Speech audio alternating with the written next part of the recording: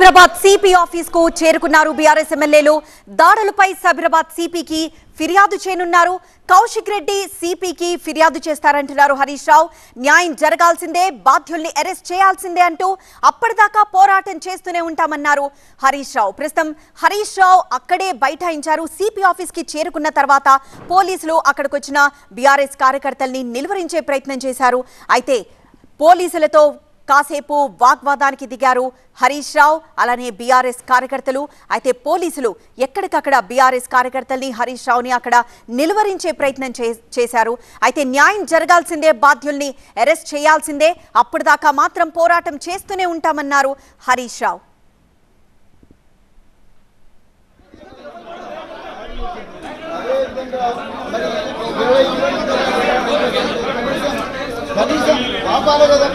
ఒక్క దగ్గర కూడా ఆగలేదు.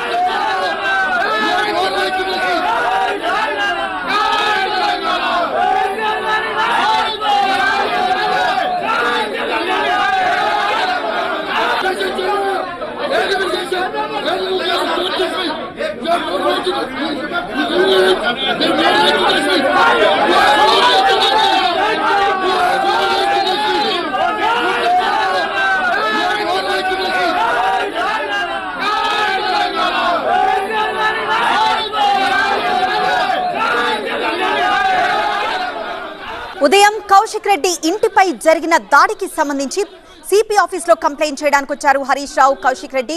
ప్రస్తుతం మనం స్క్రీన్ మీద చూస్తున్నాం. కౌశిక్ రెడ్డి పోలీసులతో వాగ్వాదానికి దిగారు. ఎందుకంటే పోలీసులు అక్కడికి వచ్చిన బీఆర్ఎస్ నాయకులు, కార్యకర్తల్ని అడ్డుకునే ప్రయత్నం చేశారు. హరీష్ రావుని అడ్డుకున్నారు, కౌశిక్ రెడ్డిని కూడా అడ్డుకున్నారు. ఆ తర్వాత తీవ్ర వాగ్వాదం జరిగిన తర్వాత బీఆర్ఎస్ కార్యకర్తలు, నేతల్ని అడ్డుకున్న తర్వాత కాసేపటికి హరీష్ రావుతో పాటు మరో 3 నేతలకి సిపి ఆఫీస్ లోకి వెళ్లేందుకు అనుమతి ఇచ్చారు పోలీసులు. సైబరాబాద్ సిపి ఆఫీస్ దగ్గర ఉద్రిక్త పరిస్థితికి సంబంధించిన దృశ్యాలివి.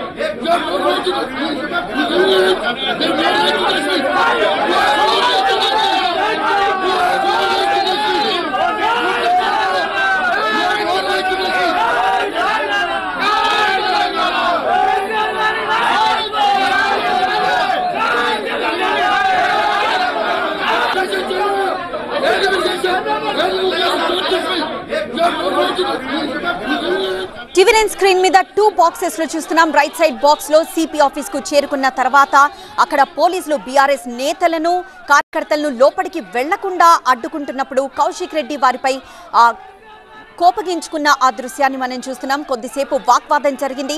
ఆ తర్వాత హరీష్ రావుతో పాటు మరో 3 నేతలకి మాత్రమే సిపి ఆఫీస్ లోకి అనుమతి ఇచ్చారు పోలీసులు. మిగతా వారంతా లెఫ్ట్ సైడ్ బాక్స్ లో చూస్తే బీఆర్ఎస్ కార్యకర్తలు, మిగతా నేతలంతా సిపి ఆఫీస్ బయటే వేచి చూస్తున్న దృశ్యాల్ని చూస్తున్నాం. కౌశిక్ రెడ్డి ఇంటి దగ్గర జరిగిన దాడికి సంబంధించి కంప్లైంట్ చేయడానికి సిపి ఆఫీస్కి వచ్చారు హరీష్ రావు, కౌశిక్ రెడ్డి, బీఆర్ఎస్ నేతలు, కార్యకర్తలు.